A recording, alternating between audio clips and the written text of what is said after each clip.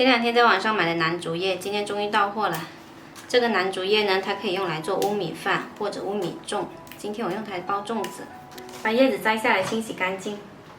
这叶子很脏的，我们要多洗几遍。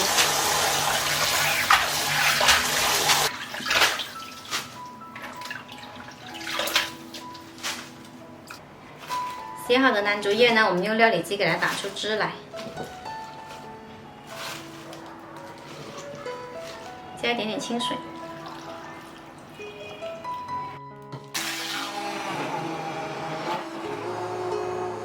用纱布袋把汁过滤出来，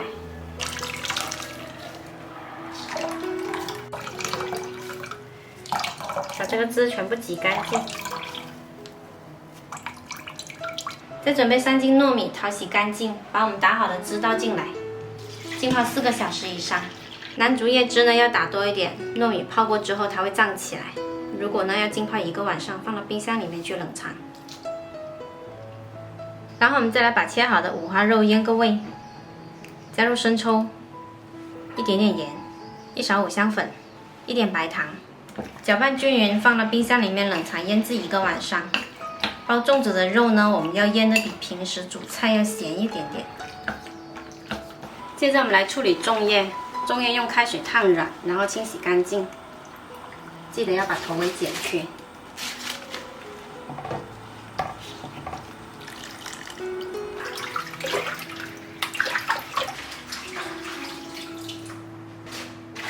粽叶洗干净了，放着沥干水。这糯米呢，我泡了1个晚上，你看现在的颜色呢是蓝黑色，特别好看。我们把水滤出来。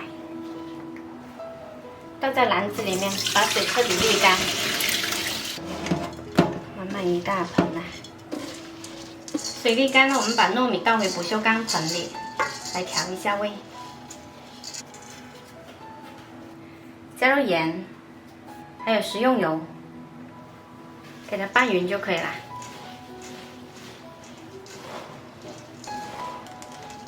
我准备的馅料也很简单，昨天腌的五花肉、咸蛋黄，还有一些瑶柱。今天我就用这个模具来包粽子，这是我去年买的，还挺好玩的。拿3片粽叶，先打横的摆，然后再来2片打竖，压下去，压出一个漏斗的形状。先舀2勺糯米进去，然后再来放馅料：五花肉、咸蛋黄1个。还有瑶柱，再盖上糯米，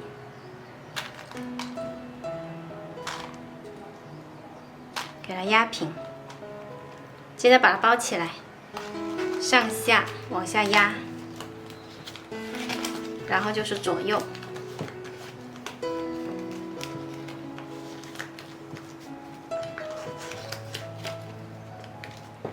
把边上多余的这些粽叶呢剪去。然后倒扣过来绑绳，左边缠2圈，右边再缠2圈，然后再打侧边，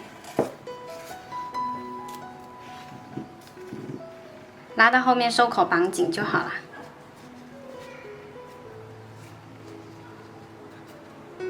这样就包好1个了，是不是挺简单的？终于包好了，包好了直接放到锅里面，加满水。水一定要没过粽子才能够煮得熟。先大火煮开，再转小火煮2个小时。粽子煮好啦，可以稍微焖一会再夹出来。稍微放凉就可以开吃啦。拆一个给大家看一下。见证奇迹的时刻到啦，看是不是成黑色的啦？